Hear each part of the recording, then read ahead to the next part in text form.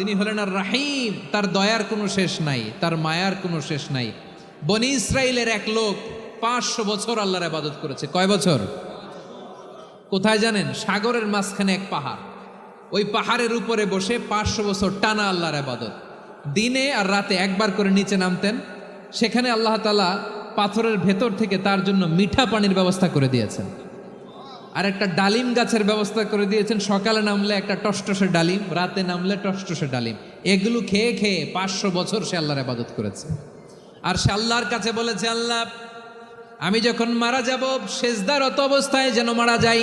ঠিকই আল্লাহ সেজদারত অবস্থায় সাইয়েদনা আজরাইলকে পাঠিয়ে দিলেন। সেজদারত অবস্থায় লোকটা মারা গেল। 500 বছর ইবাদতের পরে আল্লাহর দরবারে কিয়ামতের কঠিন ময়দানে যখন লোকটা হাজির হয়ে যাবে, আল্লাহ বলবেন আদখিলু আবদি আল জান্নাতা বিরহমাতি, আমার